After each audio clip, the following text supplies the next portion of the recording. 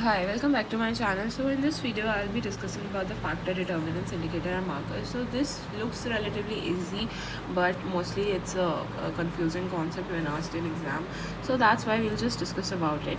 So first of all, you should remember, like, okay, so if to avoid a lot of confusion, because like in exam you'll be given all the options and then you'll be asked ki what is this, so you're mostly bound to get confused.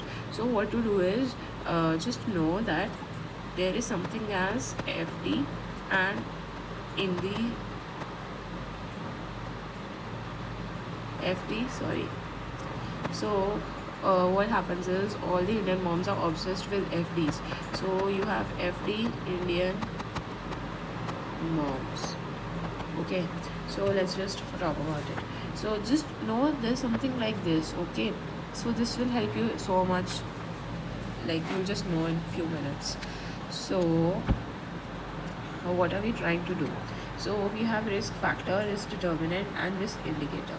So you have factor, you have determinant, then indicator, and then we have marker. Okay, now here I want you to know that marker is also called as predictor. Okay, now coming on to risk factor. So when you see risk factor, so basically it is derived from longitudinal studies.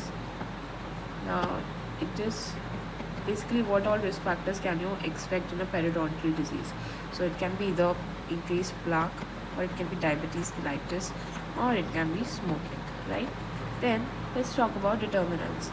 Now determinants are something which are background characteristics. So background characteristics. Now what do you mean by background characteristics? Things that you cannot change. So age, gender, stress, socio-economic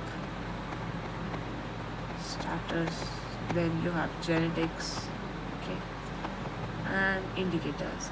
Now indicators are something which are going to come from short-term study. Now either it can be HIV, it can be osteoporosis, it can be infrequent dental visit.